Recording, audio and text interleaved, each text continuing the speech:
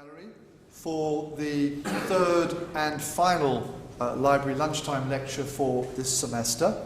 I'm very happy to introduce our speaker today, Professor Tekin Akıllıoğlu from the Law Faculty, who will be speaking to us on Cyprus and the European Court of Human Rights, a very, very important topic, Cyprus, obviously, for Turkish politics these days. And we will examine a particular area of that and how the Cyprus issue is dealt with through the Court of Human Rights. I'll begin by saying a few brief words about Professor Akıllıoğlu, but obviously you're here to hear him and not me, so I'll keep my comments as short as possible. Tekin Bey is not only an academic, but has been also a practicing lawyer, particularly I think in the area of human rights. So he has two interesting perspectives on these issues, which he will bring to his talk today, I am sure. He studied for his bachelor's degree in law at Istanbul University, receiving his bachelor's in 1966. He then moved to France, the University of Rennes, where he received his doctorate in administrative law. He subsequently worked in various capacities, but he spent many years working at Ankara University, the Faculty of Political Science, and was professor there from 1989 onwards. He was also director of the Human Rights Research Centre in the same faculty during the 1990s. In addition, in 1996, he was appointed to the European Social Rights Committee of the Council of Europe, so he was working very much at the heart of Europe and bringing his Turkish perspective to that. In 2004, he joined Bilkent University, and as I said, he teaches in the law faculty. He specializes in administrative law, but it says also Introduction to Law and International Human Rights, the courses he teaches. In addition to his academic work, he's also been involved in cases in the European Court of Human Rights, and I think he will be giving examples from his experience and others as part of his talk today. May I remind you all that please switch your phones and other devices to silent mode or switch them off. I always say this and then I switch mine off, and because I don't have a watch on, I suddenly realise I haven't got control of the time. So I shall break the rule and keep my phone on, but for the rest of you, to avoid disturbing the talk, I would ask you to switch them down. Professor Akıllıoğlu has agreed to take questions at the end, so assuming we finish before 1:30, we'll have some time to discuss what he has to say. Okay, let me be quiet now and welcome our speaker.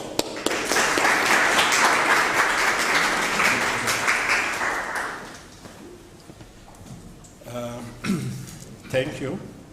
Greetings to all.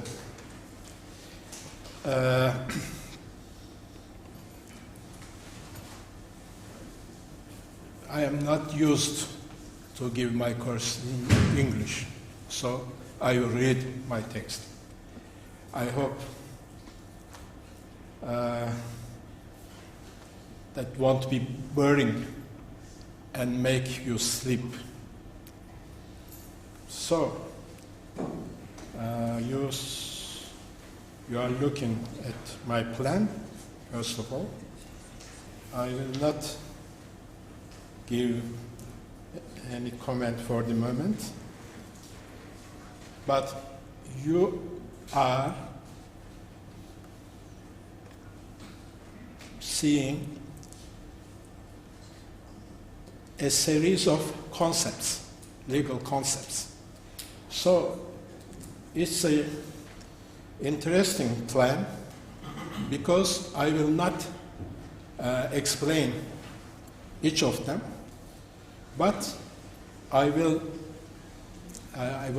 like to put some problem related to these concepts.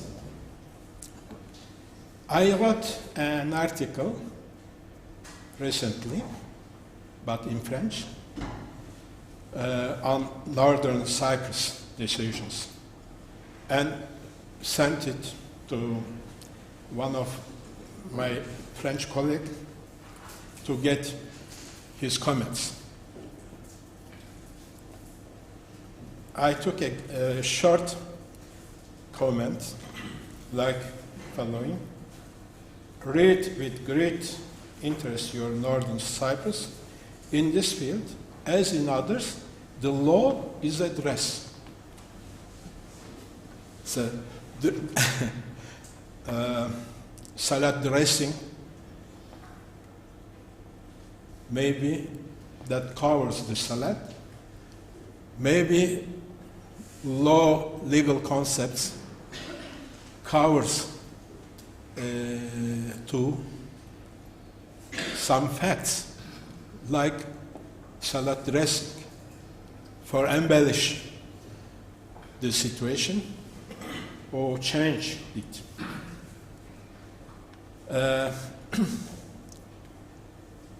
Now I am thinking about this word dress, and my new article in the same subject, this one, will be focused on the methodology of the course decisions, because putting the question how to read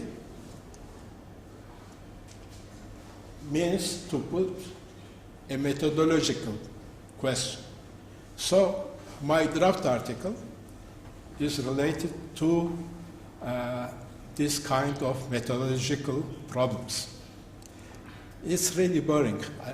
I apologize, but I think it will be amazing if I can follow.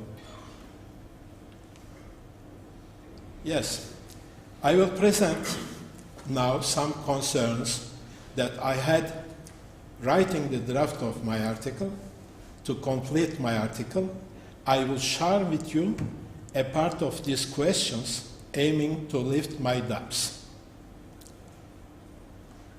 First of all, I begin by the title. It should be not Cyprus and the court, but Northern Cyprus seen by the court.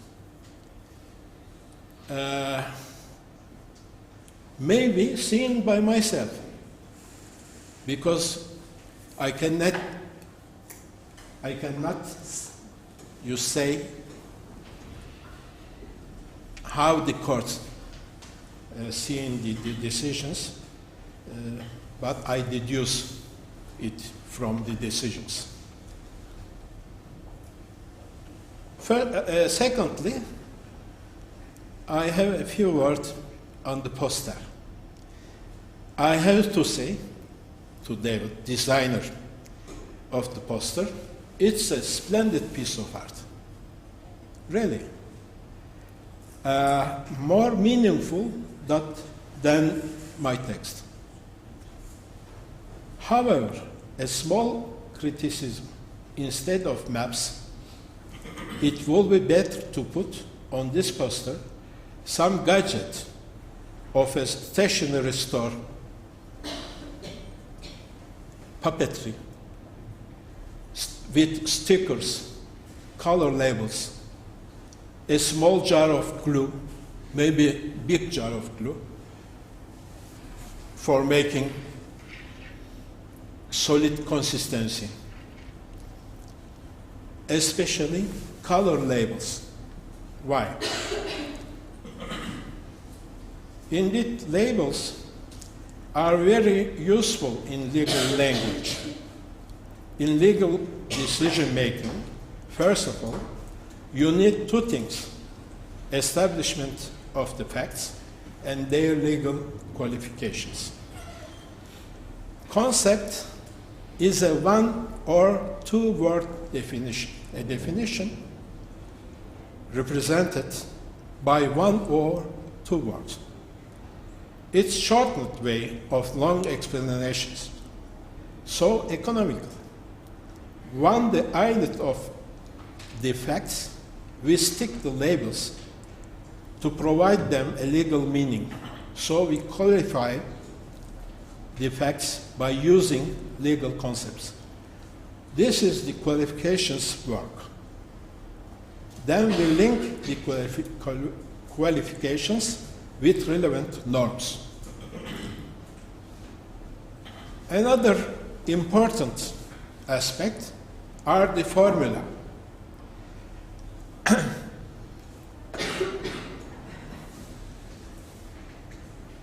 In each this decision, there is a formula.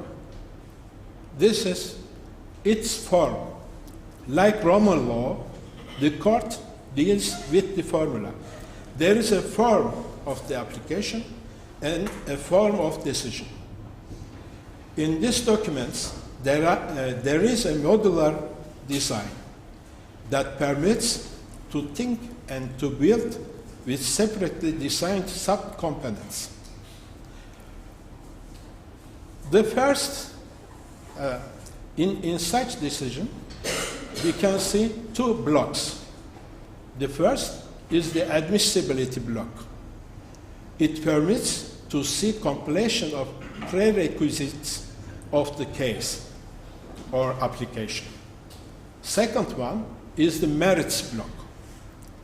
In this part of the decision, two opposite cases are combating. One of them wins at the end. This is the conclusion of the decision or device of the judgment. The decision is an intellectual operation which occurs in the mind of the decision giver.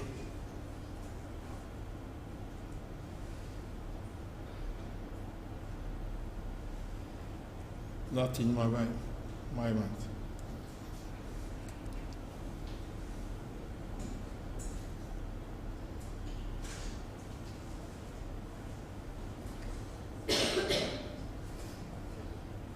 What's going on?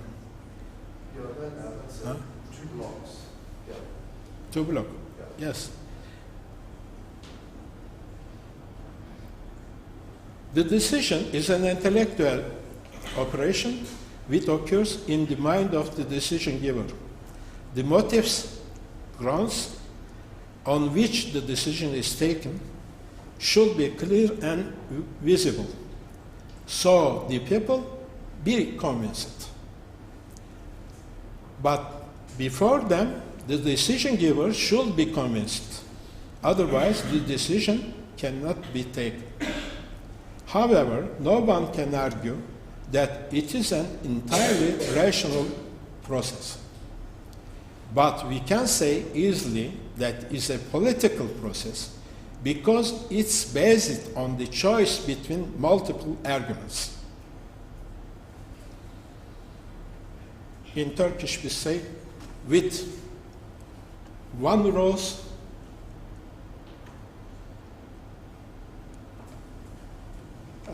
spring cannot be done. So with one argument, legal decision cannot be done.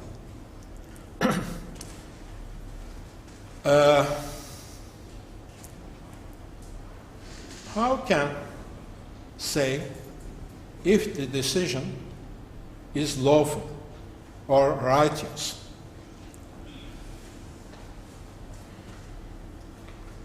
Maybe it's the continuity in time of the use of the same concepts related to same factual area. If the court reacts in same manner towards same facts, there is continuity. So we can deduce that the decision seems to be righteous.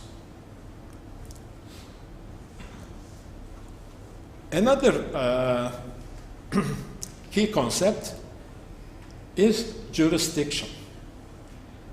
Take, for example, the concept of jurisdiction. Since Loisy 1 preliminary exception case, the court has a new enlarged definition of this concept, differing from the initial concept of the convention. Initial concept is in the Article 1.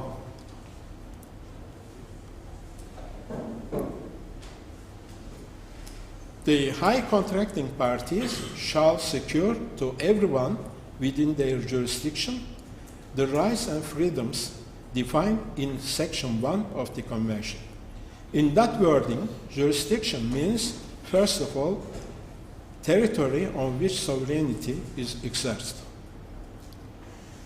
According to that provision, states parties have made reservations related to some territories under their control.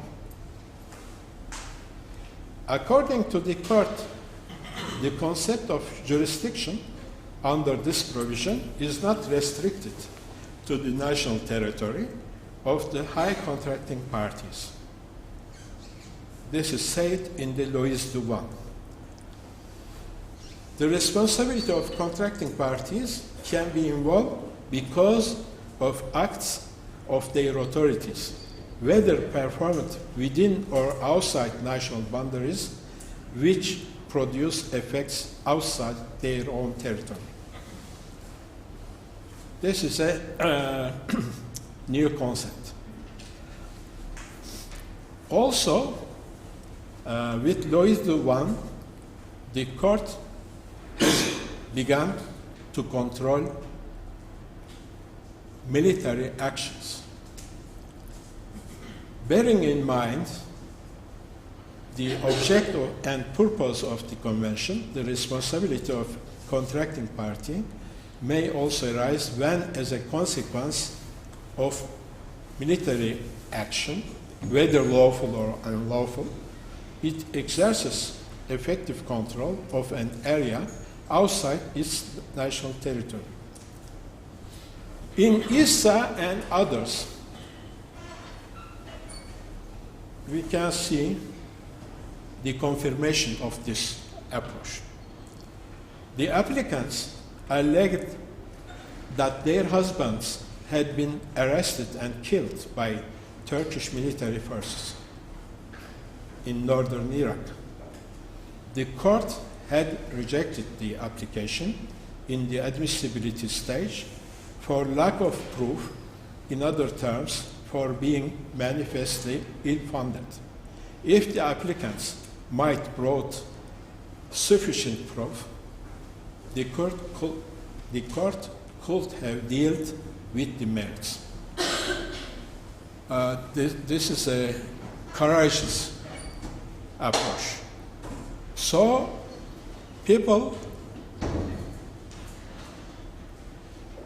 have had legitimate expectation that in the future the court will control all military actions exerted by the state parties. But with Bankovic, the decision, Bankovic decision, the court had rejected the application for lack of jurisdiction. Applicants were injured by the aerial bombardment of the NATO forces in Yugoslavia. According to the court, NATO and UN have distinct legal personalities from the member states. These organizations, being not party to the convention, they have no jurisdiction. In Behrami, unlawful arrest executed by a German officer working in the UN KFOR in Kosovo, an injury caused by the landmine explosion allegedly purported by the applicants. The court had rejected these applications for the same ground, lack of jurisdiction. In this case, in the Bosphorus, the court has similarly rejected the application on the ground of lack of jurisdiction. The seizure of the aircraft was done in order to execute embargo sanction decided by the UN Council of Security. Conclusion. The mentioned decisions, Bankovic, Behrami, Bosphorus, are in contrast with the Cyprus decisions. The question is put, is that a breach of the universality thesis? In those two decisions, the court has stressed on the nature of being a collective guarantee system of the convention. According to the court, it cannot be acceptable to create a vacuum into this system under pretext of lack of jurisdiction. Or, in the mentioned cases, such a hole has been created. Distinct legal personality thesis does not have consistency if we think of the intergovernmental nature of these organizations. So, member states have freely take part in the decisions of those organizations. Real ground is of political nature, as the court said. Control of the acts of member states could weaken the efficiency of the mentioned organizations. Otherwise, the court was in between two arguments: whether there is jurisdiction and control over the Europe territory as whole. Otherwise,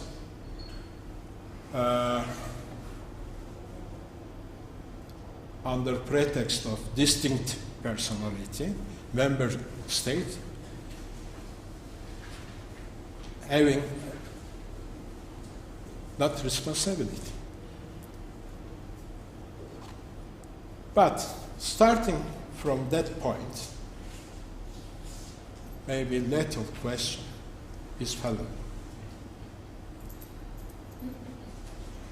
Should the court try the reported abuses of the British ground forces in southern Iraq?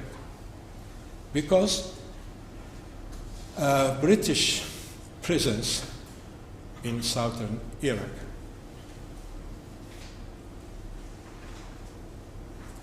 does that come from a regular United Nations decision or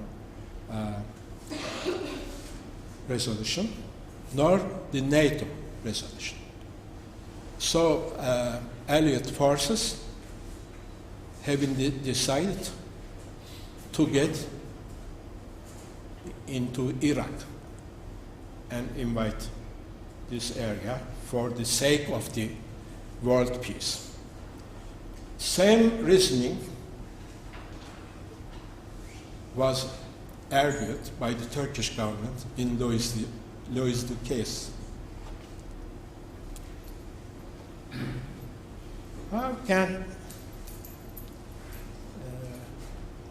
How we can make an overall assessment, because each of them really take time for saving time. I will make a general assessment, global assessment. Court decisions on Northern Cyprus are not being commented enough within the Turkish academic circles. I have no response to this question, whether you interpret a willing of science or not. I don't know. But I didn't see many commentaries or publications about Northern Cyprus decision of the court, except the other countries' academic circles. Indeed, for other decision of the court,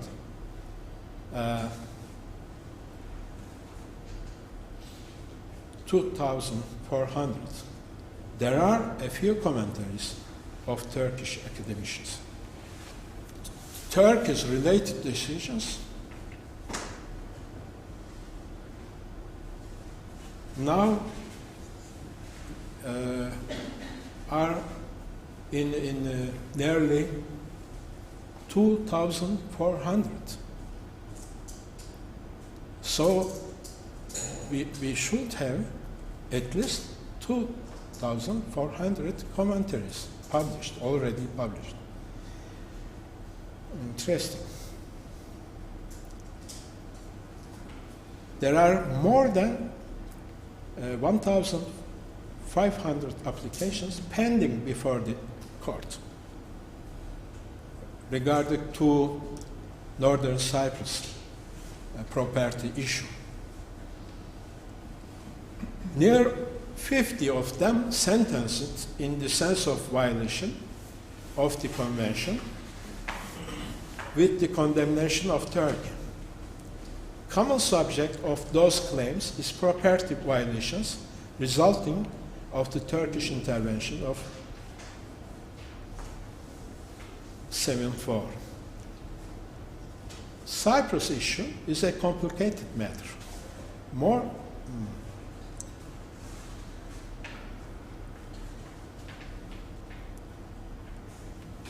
than 3 specific agreements, Zurich plus London agreements, deals with the problem. 3 guarantor states are strictly involved at first stage. Second stage is UN, and the third one is the EU, since Cyprus' entry into the EU 2004. It's interesting to see how the court tackled this problem only by applying the convention. In such a complex matter, there are many international texts involved. Excluding them and applying only European Convention does not bring a beneficial solution to this problem. The court is designed mainly to resolve in the individual conflicts. Individual versus state model conflicts. However, the court is provided also by interstate applications when a state accuses the other for the breach of the convention without invoking any specific individual case. In the practice of 50 years, there is only 22 interstate applications, of whom 5 concerns Turkey. Then 4 brought by Cyprus versus Turkey. Interstate applications underlines the political character of human rights violations. Cyprus versus Turkey is an example of interstate application, raising important international law problem, but mainly focusing on human rights violations.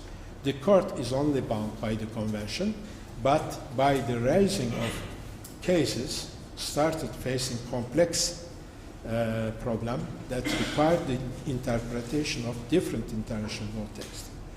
The court tried to overcome the complexity thanks to systematic interpretation.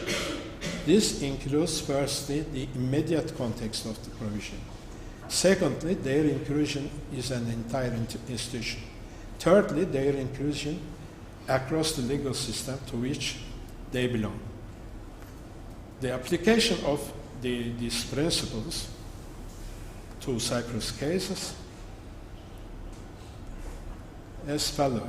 Cyprus cases are Lois II, Cyprus versus Turkey, and Arestis, Xenides Arestis versus Turkey.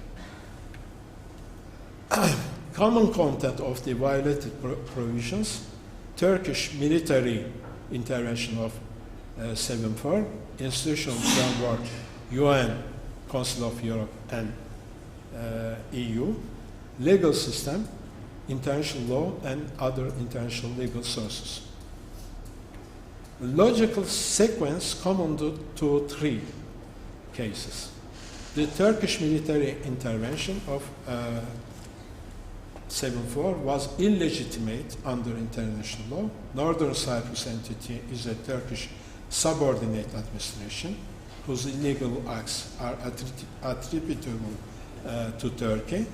Therefore, Turkey is responsible of human rights violations resulting of this illegitimate situation.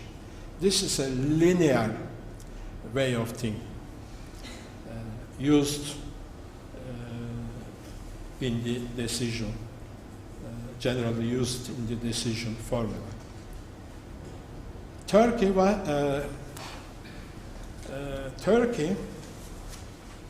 couldn't raise real objections to the Cyprus government allegations because he has been struck at the very beginning by foreclosure. In the admissibility stage, the state should raise the objections with regard to the establishment of the facts. Cyprus government has not been recognized by Turkey, so Turkey faced a dilemma because if give response, make counter-allegations, maybe it can be deduced that Turkey indirectly recognized Cyprus government. So this thesis seems to me really archaic and really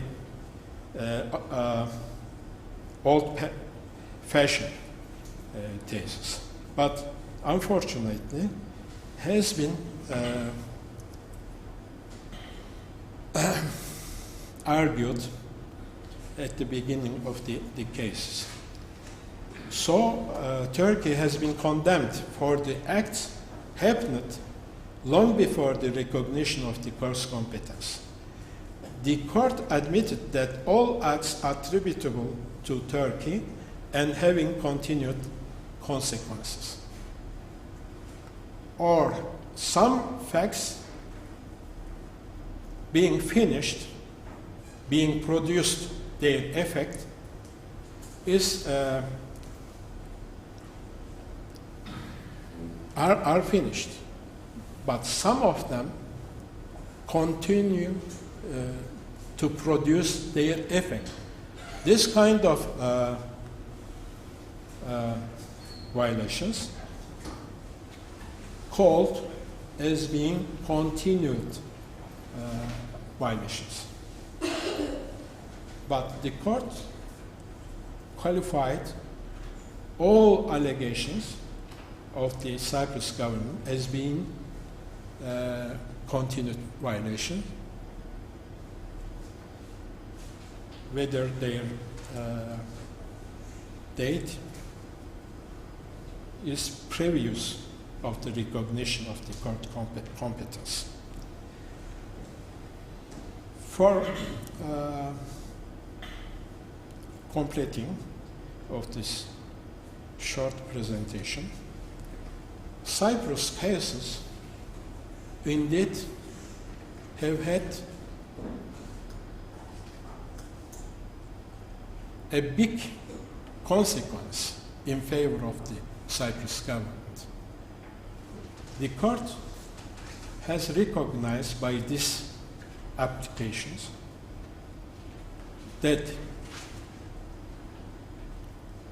displaced Greek Cyprus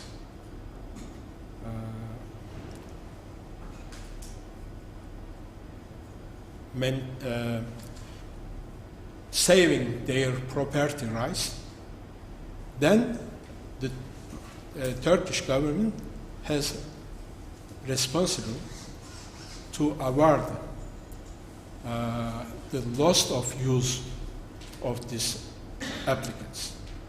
So that makes a huge sum of money. But recently,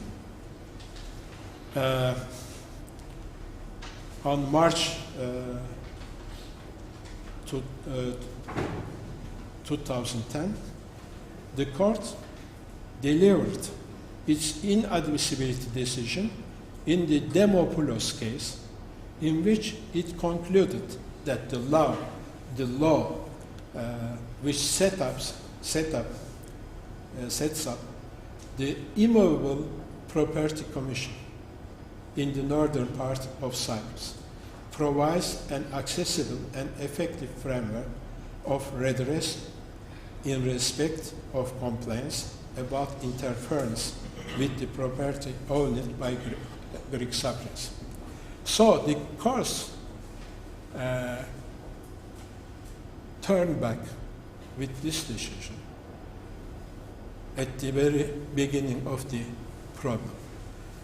At the beginning, Turkey was arguing that property problem can be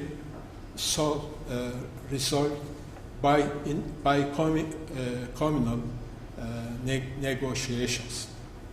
But Greek Cypriot side systematically refused this proposal. Then they have exhorted to make people many applications, forcing Turkey to respond them partially, and maybe degrading Turkey's image in the international screen. So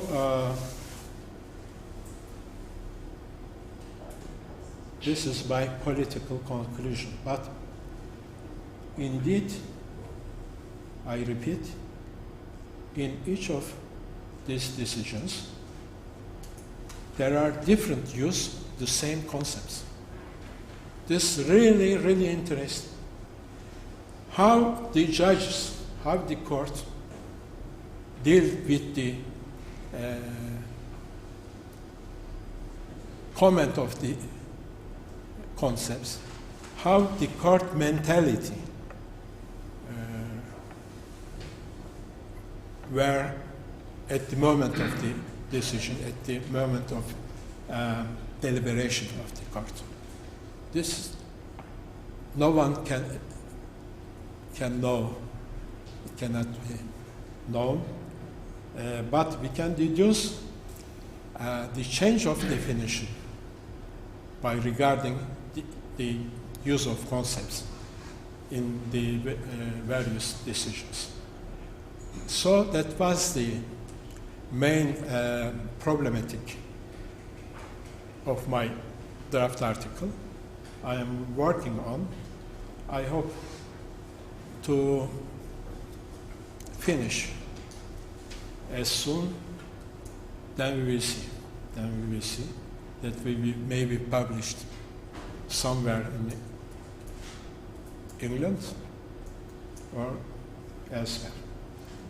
So I think the audience is compounded by students here. I will be glad to receive little questions, maybe. Okay, well, let's thank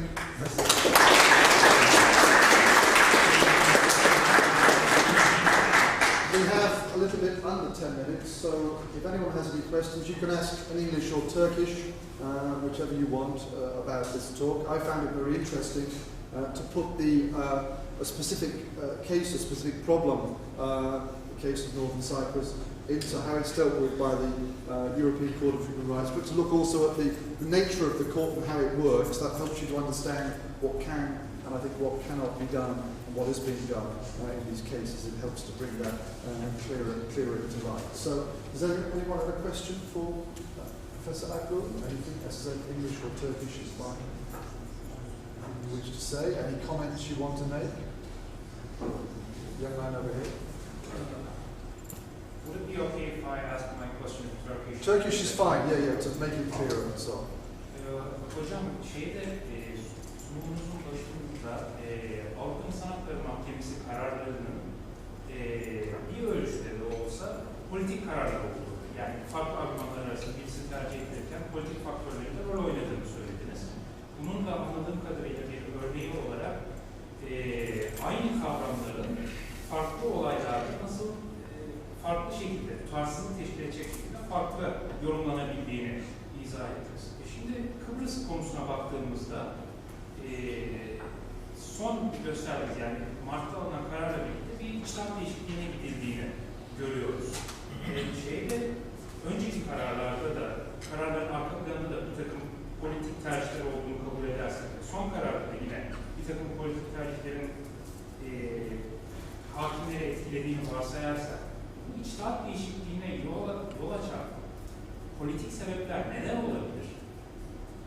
Mahkemeyi bu içtihat değişikliğine yönelten gerçek sebepler ne olabilir? Şimdi tuhaf gelecek ama ben bu tür şeylerle politik bilimciler uğraşıyor diye sırtımı dönüyorum. Ben şuradan size cevap vermek istiyorum. Demin söylemeye çalıştım ama galiba söyleyemedim. Bir şey var. There is a word in English. Convince. Convincere. Convincere. Together we win. Together we win.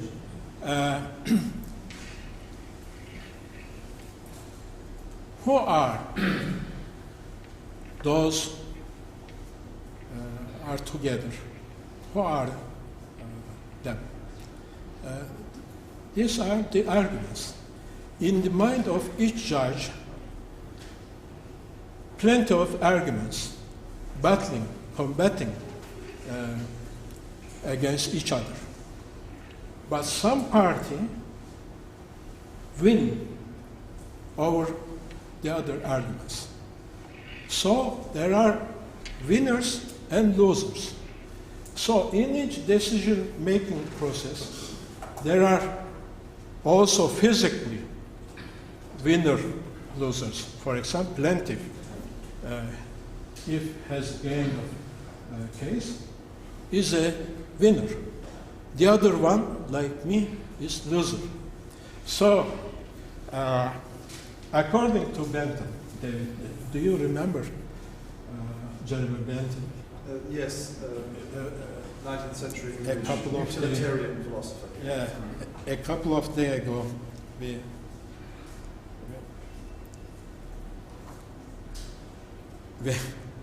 have speak about Bentham was saying there is no righteous decision. There is no wrong decision, unlawful decision, etc. But there is decision which gives pleasure to someone and pain to some others. So there are two categories arising after each decision. So I think this is this equation make the policy for analyzing the policy hidden in the decisions. Each decisions imply a policy technique because each decision done after a choice. If you have to do a choice between two values, you make the politics. So the judge is making policy in each decision. So the people ignoring this aspect of the problem search the politics elsewhere out of the decisions. Indeed, there is many political circles overlapping the courts and the legal circles. The main societal circles. These entities can be analyzed with the techniques, terms of political science. But this is another question. My duty, maybe my concern here is the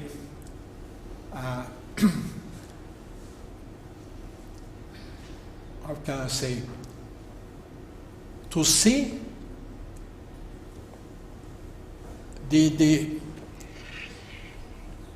reason of change in the concepts using in a given decision. So maybe it's a really poor explanation, but in legal methodology, I think this is an important topic. So we are not used to do in Turkey. This is a Nordic countries. There are many legal thinkers or practitioners dealing with this kind of subject or concept. So maybe in my article I will focus on that problem. It seems to me really attractive and like a thriller roman. So reading the decisions, finding the change and serial of thinking, logical sequence, and change occurred in them. It's very passionate experience, I think, according to me. Excuse me. Well, I think we're more or less out of time now. I was going to ask for another question, but it says 1:30 there. So if you have any questions for Professor Akıllıoğlu, you can chat to him after the end. Others may need to get to classes and things, so we have to stop the formal bit. But we can talk later in a few minutes. Again, I want to thank Professor Akıllıoğlu. I will continue his analogy with Jeremy Bentham. He has maximised our pleasure and minimised the pain that we've received today, so thank you very much for that.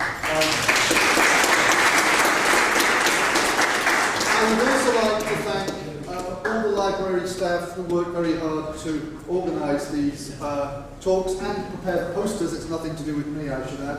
All you over here, Burcu, Tanses, Tarek, Ahmed, Bora, who put things together. I just meet the speakers and we have a chat now and again. So I want to thank them for that. Thank you all for coming. Enjoy Mayfest. Good luck with your exams and have a nice summer. See you all, I hope, next year. Thank you very much. Thank you very much.